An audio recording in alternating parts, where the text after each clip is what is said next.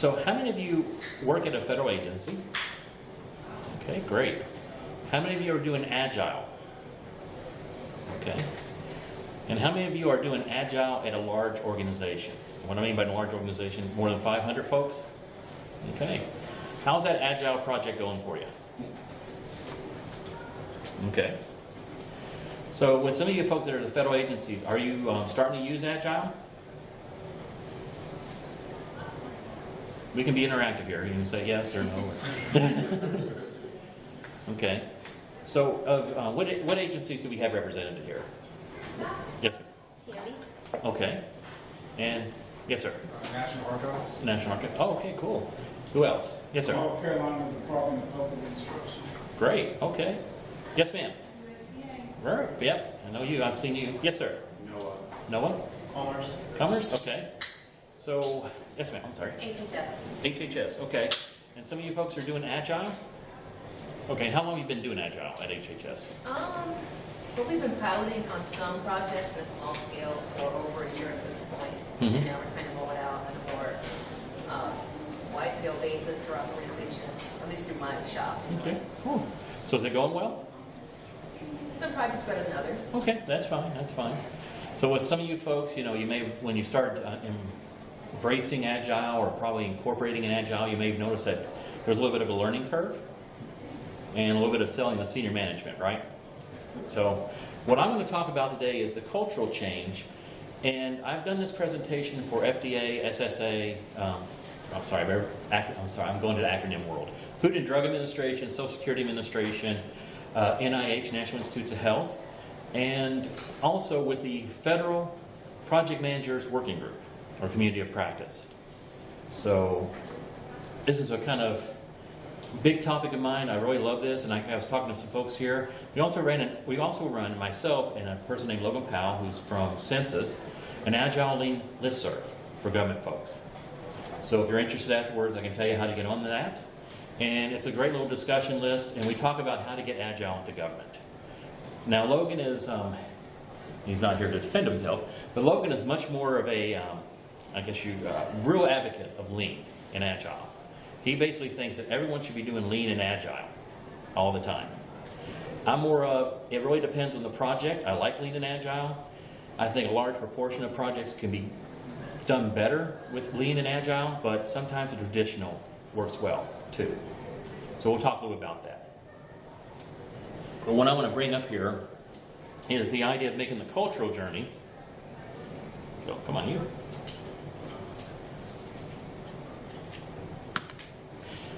So this is what I do a lot of. Like I said, I think I told some of you I work at the U.S. Patent and Trademark Office. I'm a trainer, work in the Enterprise Training Division, and I do a lot with organizational change when I'm doing leadership development. One of the biggest leadership development programs I'm working on right now is changing the idea of leadership into servant leadership. Are you all familiar with that? Some of you? So it's kind of the idea of the leadership from the name itself, kind of serving the team, helping the team out, rather than your traditional kind of boss manager thing. So it's an interesting cultural change. So I do a lot with the organization culture and how we do things around there. And I like this definition up here because I think it really pulls out what's important about culture. And the biggest thing about culture is how we do things around here, and how things are done, and how we think about things. And have you ever noticed in the culture when you try to implement something new, you almost get kind of like an immune system response? Like it's fighting that?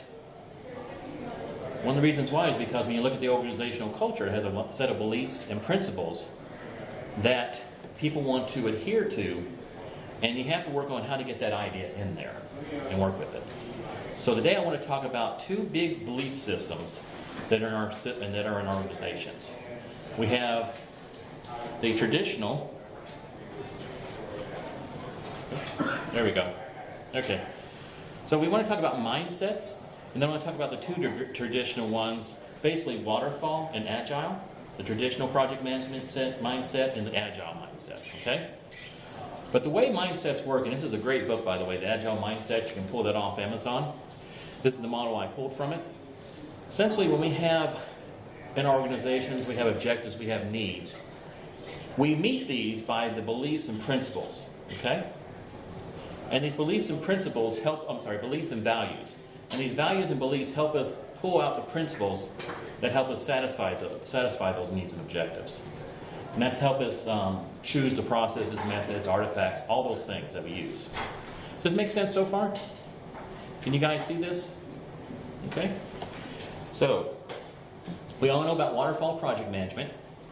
And we all know why it's named waterfall, right? Can you kind of see from there that you go down, it's like a waterfall? How easy is it to go up a waterfall? Anyone ever tried? You want to hear a salmon? So you know when you're doing traditional project management, you go your analysis, design, implementation. If you have to go from implementation back to design, what usually happens? The whole thing gets scrapped.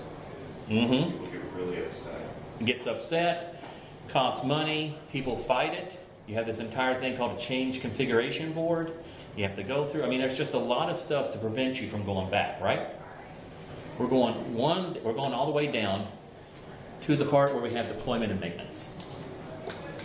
So what is the mindset behind all that? So these are the waterfall values. Okay, and I won't read these to you. And of course you'll have the recording and the PowerPoint afterwards. But do these seem like the kind of values that people have in the waterfall world? Make early commitments, right?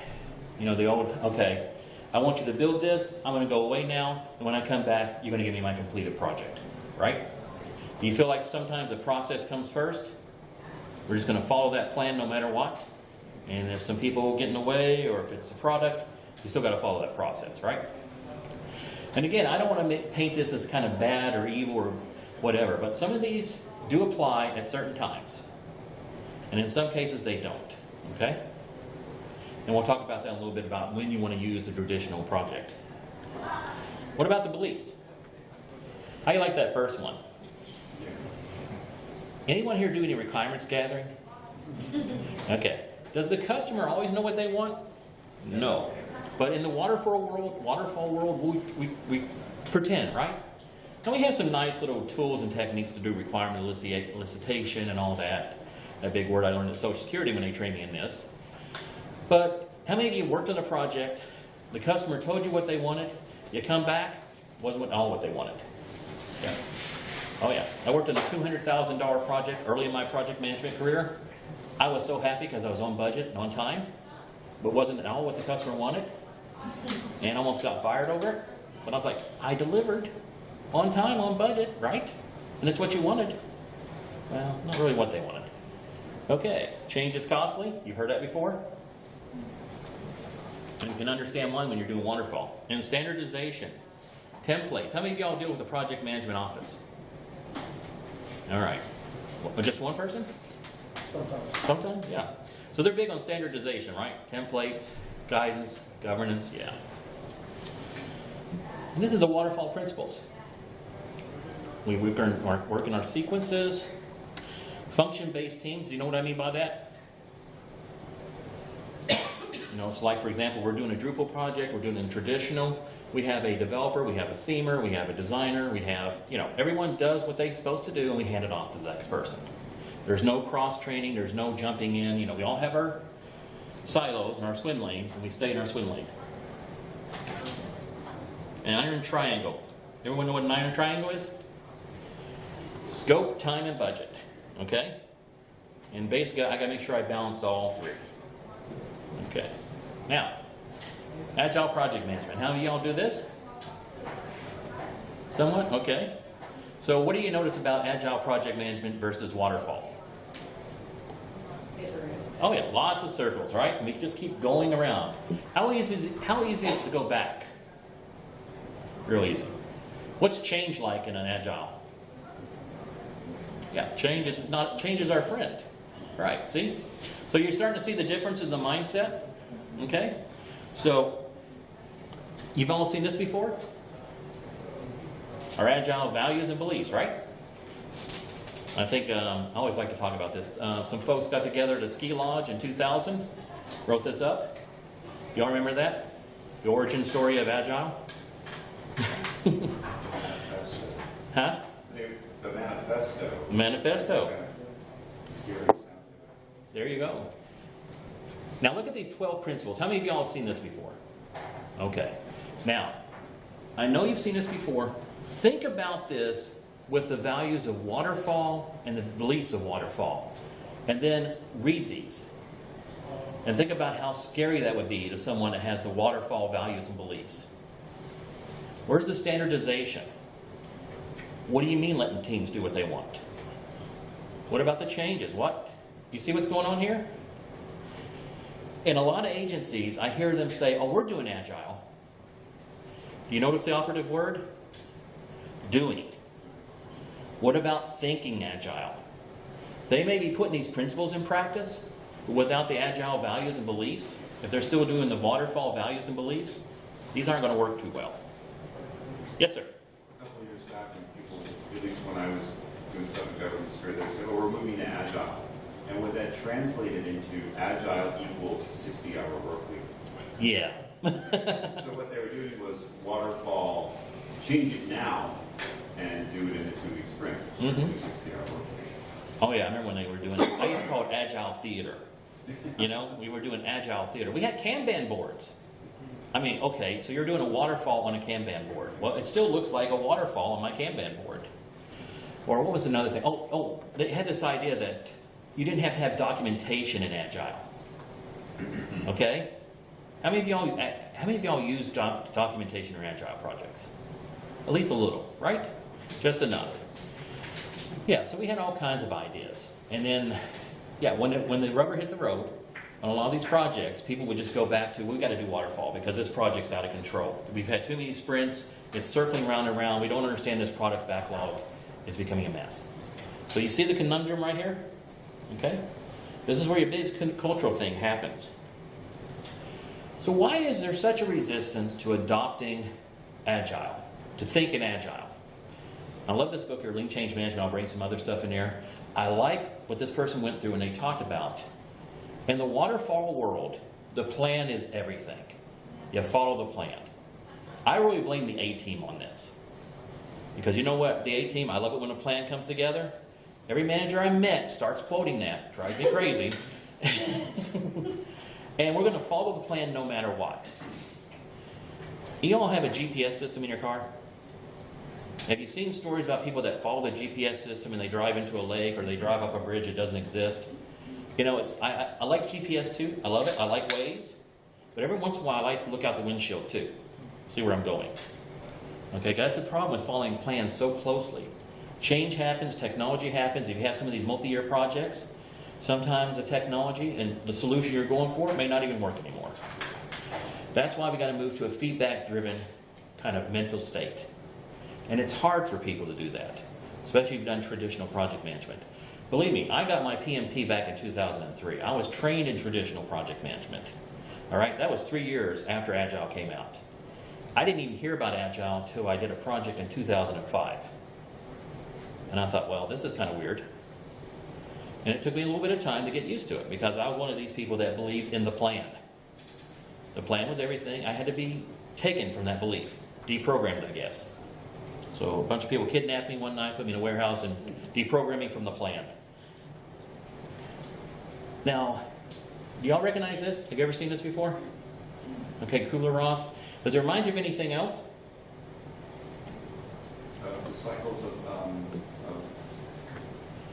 loss. Grief, loss, yeah, stages of grief, yeah, exactly. Because you're losing something there. When anyone here implemented their Agile, or like for example, you were implementing Agile in HHS, are you seeing some of this? Uh-huh. Oh, I was talking to her, but yeah, tell me. Yeah. Anyone else here, when they implemented Agile, did you see some of this? Denial, anger? Okay.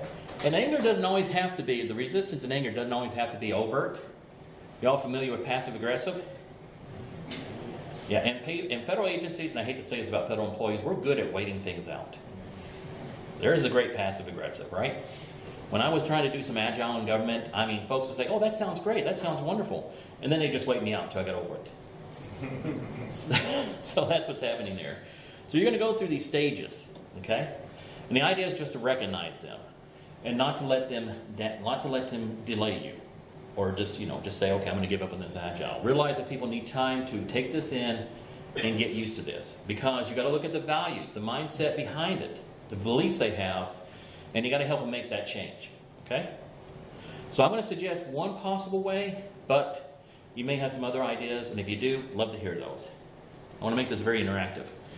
So when I did this first presentation, we did this for the Lean Agile listserv, and this is a webinar, and it's on the web. If you want to see it, just email me and I'll send you a copy to it. We talked about the resistance personas. So the perfectionists. Anyone run into those persons in your agency or organization? You ever heard the phrase, no one wants to fly a minimally viable plane? Right? You know, why are you giving me half a product? I want the whole product. You know, what is this? I want everything. I ask you for it. I'm paying you good money for this. Right? The controller. You heard that before? Right? Just using the word failure, experiment, pilot. What's that do with a lot of people? You know? It's $1 million project. I'm paying you $1 million. Why can't you deliver what I want? The old guard. I love that. And the last in line is the ones that drive me the most. It says, this stuff sounds pretty good. Who else is doing it? Right? This is one of the biggest problems, and I'm off the clock so I can say this now. At the Office of Personnel Management, when I was trying to introduce Agile, I heard this a lot. Well, that sounds good, but is anyone else doing this? Because if they're not, we're not going to be first. We don't want to be the ones that make the mistakes. We want to see everyone else do it. What's the biggest problem with seeing if everyone else is doing it? Everybody wins. Yeah, exactly. You know, it's like everyone just stands around and sees who's going to do it first, right? Who takes that plunge? And that's passive aggressive too. Very passive aggressive. Okay. I threw this quote up here, and I wanted to talk about the Agile at large organizations. I know at small organizations, I've worked at .coms before, that's where I got introduced to Agile. And it was pretty easy to do, because at the most we had 30 people, so it was pretty easy to do that. Now when you work in agencies that are measured in tens of thousands, you can see why that is, right? I don't know if that's still true nowadays. I mean, I'm seeing more and more Agile being applied and being done well. U.S. Patent and Trademark Office, our Office of CIO, does a great job with Agile. We do DevOps, continuous integration. It's working well. So, and that's a pretty large agency. Any other agencies here doing Agile well? Or saying they're doing Agile well? Getting there? Okay. So USDA does a lot of good stuff with Agile. I know downtown in the main headquarters, they do a lot of good stuff. So it's starting to see it. And that's one of the things we were talking about earlier before some of you folks came in. You're seeing pockets of Agile here and there at the federal agencies and at other organizations, at nonprofits. The trick is trying to connect everybody and start spreading those lessons, okay? And helping get out that social proof. So I won't read these to you, but does these look familiar? I think the second one right there is the company philosophy or culture is at odds with the Agile values. In a lot of cases, people don't really understand Agile. You know, we're finding that ourselves with our Lean, Agile Lean listserv. When we did a survey, people aren't doing that much, or they've heard of it, but they're not sure about exactly how it works, right? So some of this is more of an education effort. So the culture change part is if you got to teach people first about what it means and how it works. And I got to be honest out there, there's a lot of hype, and a lot of the hype kind of obscures the real meaning of Agile and how to think Agile. Do any of you people see this at your places? Okay. So, what do you think about this statement up here? I want to try to make this more interactive. I'm talking too much. And I'm a presenter. I should be talking, but I want to get some of your all's opinions. Yes, sir. I disagree with that completely. Which one? The statement at the top, Agile and Waterfall solve different problems. Okay. Perfect. Why? I see them as both attempting to solve the problem of delivering a product on time. Mm-hmm. Okay. And do you think with Waterfall, though, even though they are wanting to deliver the project on, product, or deliver the right product, they're a little bit more concerned about time and budget, too? Oh yeah, I'm not a fan of Waterfall. I think there's a time and place. Mm-hmm. Yeah. Mm-hmm. Any other I opinions? wouldn't agree with that statement. Yeah. Any other opinions? Can you deliver the right product with Waterfall? Sure, under the right circumstances. Okay. Everyone else agree? Disagree? I kind of disagree with just breaking every process down into being waterfall or agile. Mm-hmm. Right. I think like where I work, I think we have had more of an agile type mindset for Sure. 30 years. But if you try to formalize it and call it something, that's where the resistance comes in. Anyone else have kind of like a hybrid project? Yeah, it's, I have multiple bosses, and while my main boss is, okay, agile lean, my other boss is, no, you will not do that. You will do waterfall, and we will not pay for any management beyond that. So I went doing sort of hybridized. Okay. Yeah, it makes a lot of sense. Otherwise, I have a really neurotic day. Oh yeah, exactly. And that's a lot of things I run into when I talk to folks. I mean, again, Logan and I have this kind of discussion. I'm okay if you want to do a hybrid. Logan is more like cold turkey. Tomorrow you must stop doing waterfall and you must do agile, because agile is just the way to go. And I'm more okay with kind of doing a hybrid. And when I talk to a lot of agencies, one of the things they do not want to go cold turkey and do this. So that's why I'm going to show you kind of my 3-step process here, something I've developed where you kind of start introducing elements, and then you decide where you want to do this. So this is from Agile is Failing at Large Companies. I like this a lot. And the reason why is because she talks about how there's management practices in Agile that big companies have trouble dealing with, okay? One of them is the work package, the product backlog. For a lot of companies, that's very alien to them. They always have that queue. The other one is regular demonstrations of functional solutions. Again, it's this kind of idea with waterfall. You take it, you can come back with the complete product. The incremental delivery of solutions. Okay? So you're seeing that kind of mind shift with that? So how could you do this with a hybrid structure?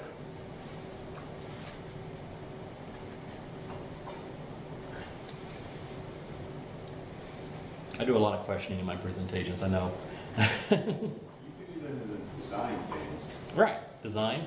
right? So that you get, through their design, you iterate it back to the person, they take it back to you. Yeah. Going to you lock it down. Yeah. What's the phrase everyone uses in waterfall? Lock it down? Lock it down, lock the specs, yeah, freeze the specs, yeah, exactly. Right. So we're starting to see, it's kind of the hybrid is starting to see at the beginning, and then you start, when you actually implement it, that's when they start going waterfall. So that's when you've seen, what do they call it, Scrum fall or something like that? Yeah, Scrum fall, yeah. You know, even sprints are kind of done waterfall. Have you ever seen a sprint go waterfall? It's a little strange. Yeah, that's when the management wants to step in and tell the Scrum Master to step aside and he'll take over. He or she, yeah. I want to jump off that one. So if you want to make this change in your organization to more of an agile, whether you want to go completely agile or not agile, you might want to think about Cotter's. Have you all seen this before? Cotter's change process? You know, very standard 8-step here. The idea of increasing in urgency, building the right team. You see the steps you're going through? Now I don't want to imply this is not this is not just kind of linear waterfall. You can also kind of keep cycling back. But the whole purpose here is essentially determining how ready is your organization for change and how are you going to move them to change. And there's a wonderful process, and this even comes with a survey. So if you want to do this, and it actually has some tools that you can use to assess your organization. It's called AdCard. And ProSci is one of the companies that works with this, but it's been around for a while. It's the whole idea of before you start a change initiative, you might want to think about looking at this and diagnosing your organization. Are they aware of what the change is and why they need to change? Do they have a desire to change, the knowledge, the ability, and are you going to reinforce it? Okay. Is this making sense so far? Okay. And then from the lean change model, I kind of like this. What does this remind you of? Looks like the agile, right? So you're kind of introducing it. So you get some insights, you do some options, you experiment, and you work with this, okay? And the thing about, he talks about, with large organizations, you really can't change them overnight dramatically. You try to do a few things. You try to introduce a few things. And myself, I work in HR. One of the first things I introduced was a Kanban board. All right? We do everything else like we usually do, but I put in a Kanban board. I use visual management. Once they got used to that, we started talking about our product backlog and just working with that. So little pieces here at a time. Experiment with it. Get them used to it. Get them the idea, you know, how this works. And then keep building up. And y'all are familiar with canvases, right? Business account model canvas, lean canvas, that kind of thing. I like the strategic canvas because at the top there, you know, each of these boxes, and the thing about canvases, it's more the conversation you have around them than the actual canvas itself. So the idea that you, what's the vision for the change? Why are we doing this change? You can read this down here. You can actually Google it and have a copy, or I can send you a copy. But the whole idea here is pulling it down to what are we trying to do? Why are we trying to do this? Down to what experiments are we going to run? And how are we going to measure the progress of these experiments and how they're going to help us roll back up? Does that make sense? Okay. So I'm going to show you my 3-part strategy. I've been talking to a lot of agencies about this. I want to get your feedback on this, see what you think. And, you know, if you have some suggestions. So one of the first things I do, are you all familiar with Saki? Really good great project management author, love his stuff. And I really use this a lot, this little grid. Because it's a great way to show folks exactly when you should use Agile and when you shouldn't. So you see the lower left-hand corner? Where you know that your solution is clear and your goal is clear? This is where you would use traditional project management. Okay? Example I like to give, if you're building a road, you know exactly where you're going to build the road, where it's going to end, where it's going to start, and you know the techniques and the procedures and all that. Same thing with a house, right? Anyone here want an agile built house? I've seen some folks try that, but you know, in some cases you want something standard. You know exactly how you're going to do it, and that's where you use the traditional project management. Now, if your solution is not clear, but you know what your goal is, that's where you want to start using Agile project management. And the upper top ones there, extreme project management. Anyone here do any extreme project management? No? It's kind of rare. I've done some, I think, with when I was working at .coms and we were just trying out experiments. It's more of an experimental thing, so maybe like scientific discoveries or whatever. And that's why the XPM is right there. The MPX is my favorite. That's kind of with vendors. They have a solution, but they try to sell me because they don't know what my problem is. But their solution will solve my problem. Picking on vendors there. Does this make sense so far? So what does MPX and XPM stand for? Extreme project management. And then the MPX is kind of like backwards. Okay. So that's what Wasaki is saying. Basically, it's you created a solution, now you got to go find a problem for it. Okay? So if you're in the training world, there's 500 learning management systems out there, and I'm amazed at how many people sell it to me and how it's going to solve every problem I have, even before they know my problems. Yeah. Anyone ever have that? Solution first? So the first thing I do is take a mixed approach. This is adaptive project framework. I'll break it down for you. At the top, you develop conditions of satisfaction, you write a project overview statement, you prioritize your scope triangle, and you develop a mid-level WBS. So you take something out of your WBS and you build it. You know what that really is? That's a product backlog. I just don't call it a product backlog. I call it a WBS, work breakdown structure, because that sounds traditional and it makes people feel more comfortable. So am I lying? Am I being devious? Just working with the values and beliefs, right? And then we go into a build cycle. So when you read through this, what does that look like?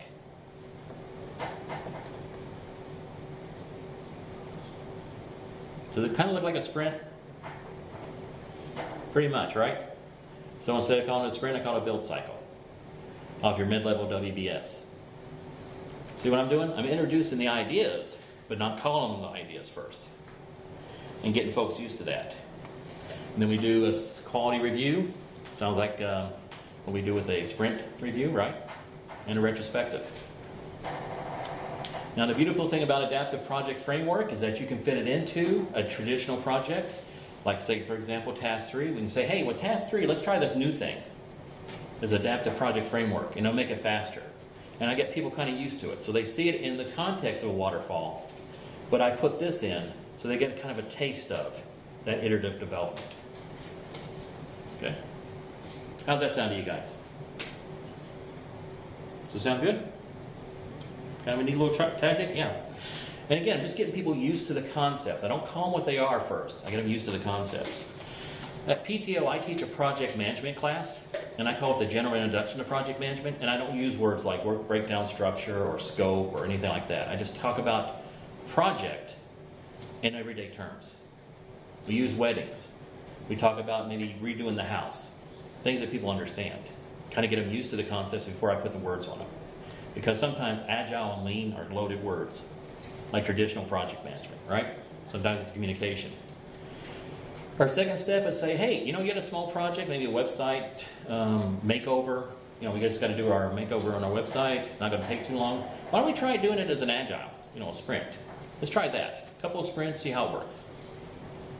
See what I'm doing? Gently introducing it to folks, kind of bringing it to them. So at HHS, when you're doing your sprint over there, is that what you guys are kind of doing, or did you just jump right into sprinting and agile?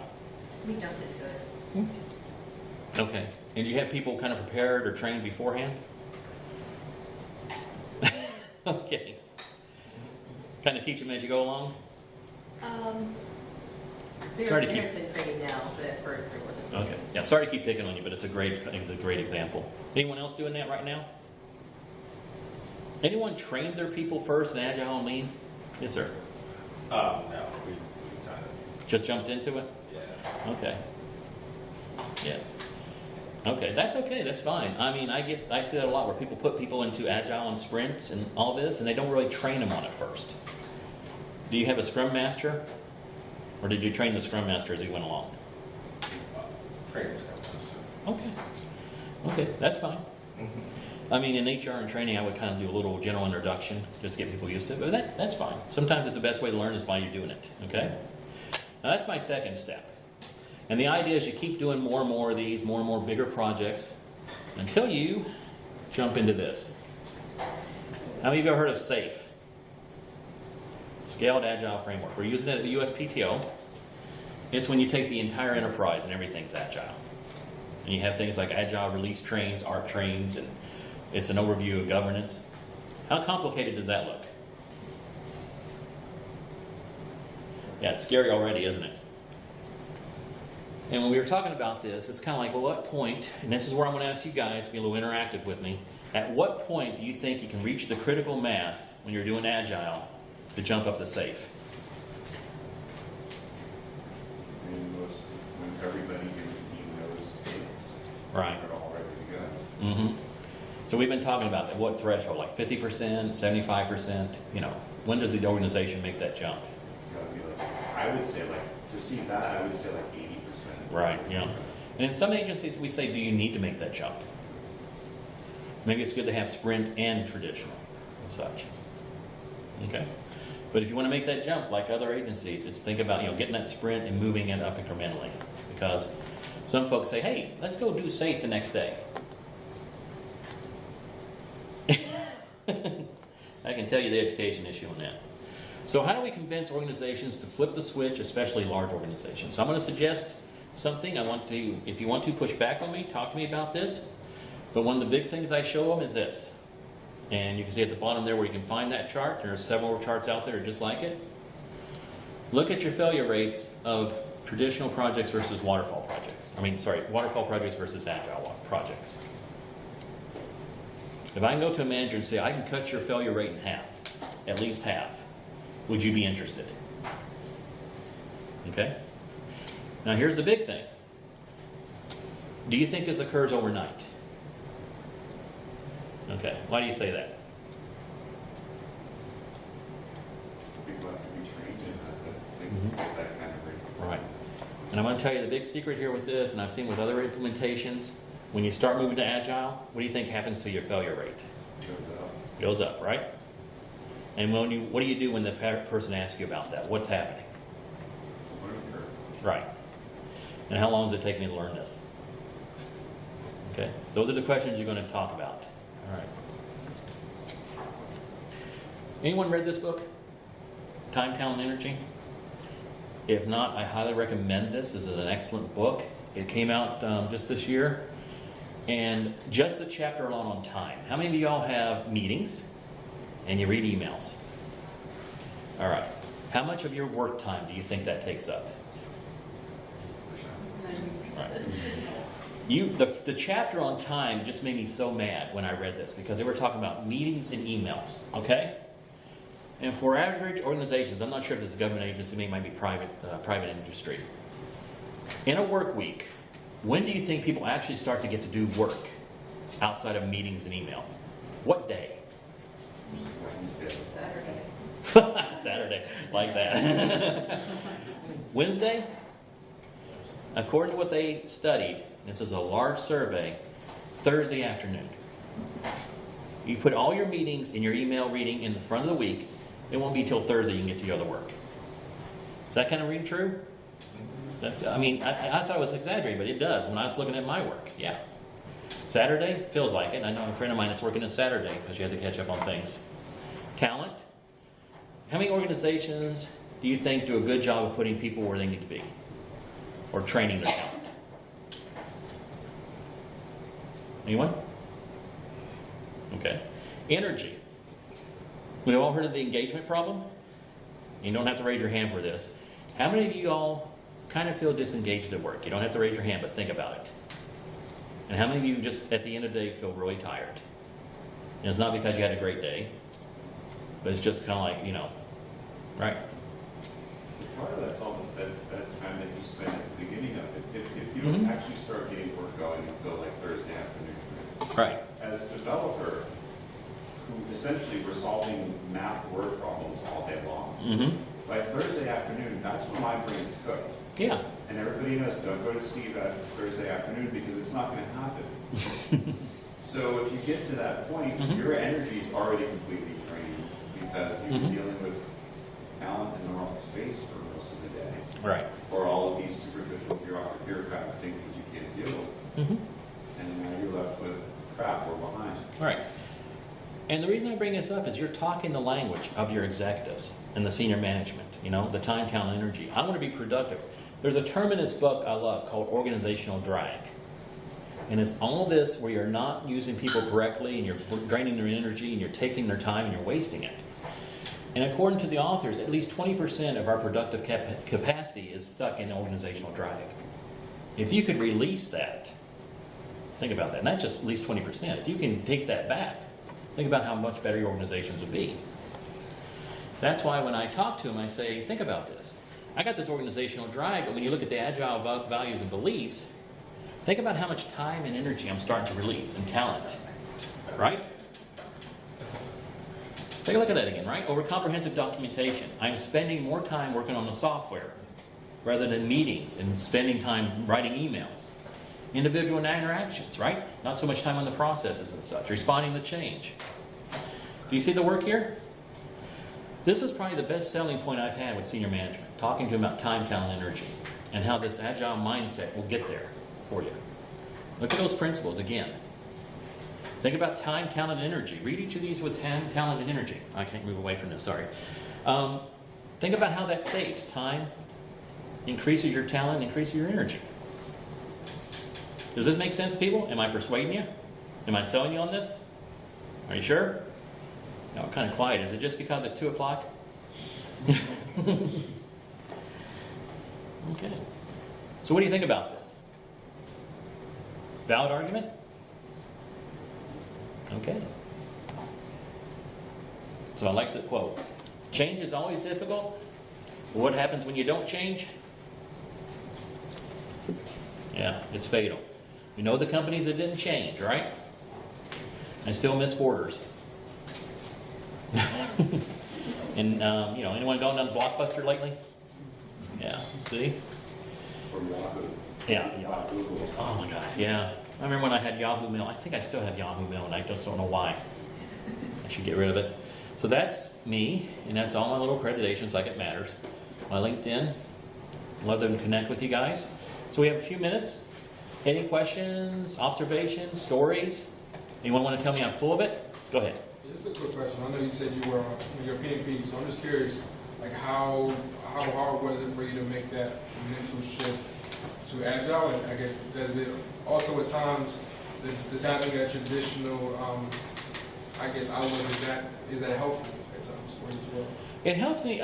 It wasn't that hard of a shift because I was working IT project management and I could see the benefits better. And I think it's very helpful because I understand the traditional world and I understand the benefits and the reasons why we do that.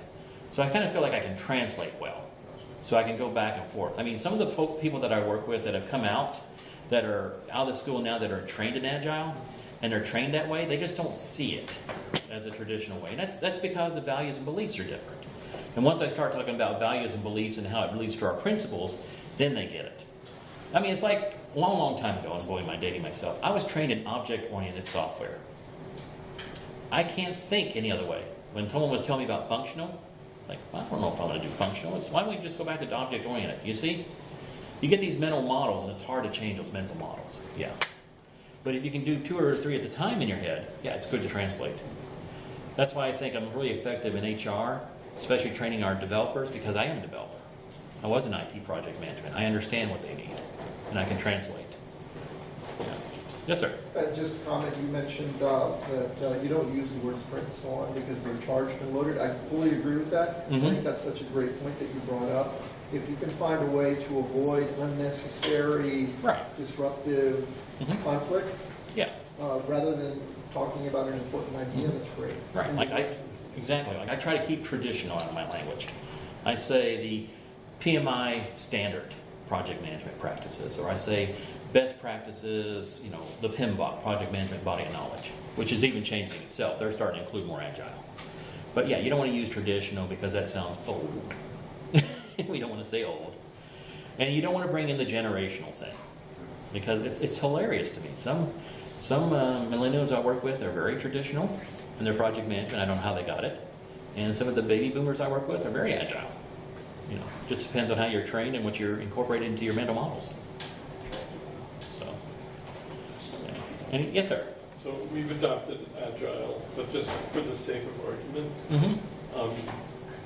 let's say an asteroid is about to hit the planet. Okay. You have to write the software, and you have one chance to get it right. Could you compare the two approaches? Like, which one would you pick, and what would happen? I love that question. I've never gotten that question before, but I will tell you when I was trained in social security.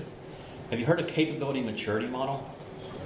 Yeah. So that was the way we were trained in software, and that's the people that write the shuttle software. Back when we had the shuttles. So very continuous testing, a lot of integration stuff, and I would use Agile, but I would certainly use a lot of testing. So it'd be test-driven development, just so you know everything you do is working right. But you know, with the asteroid hitting us, so we know what our solution is, right? What do we got? What is our solution? Deflect it. Right. So we sent up Bruce Willis and Aerosmith, I think, right? Did they go on that mission? Or they just sang the songs? Okay. So we're sending up Bruce Willis, right? And we know what our goal is, to deflect the asteroid, right? So if you know the solution, you know the goal very clearly and know how to do it, then I would try to use traditional project management. But how much time do we have? Yeah. And it's a great thing you bring up there because it's kind of weird because NASA's actually testing out various ways of deflecting asteroids and such. And I think I was just reading a news story now about they were doing some kind of contest. And they're doing crowdsourcing, which is kind of agile, and looking at various ways. Yeah. Right, but they have infinite time to do it. Right. So if one's That's what the one where it says. right. So if one's bearing down on us, and if you know the exact way to do it, yeah, traditional might be the way to do it because our solution is clear and our goal is clear. Yeah. That's a great question, though. Anyone else? Well, I hope you found this useful. You guys are a little quiet. I was kind of worried, but I hope you found it useful. And do you see what the mindset, how that works? Okay, and how to approach it mindset-wise? All right, good. So I hope you enjoy that journey. And I hope that you have some success with that Agile project management. All right, thank you.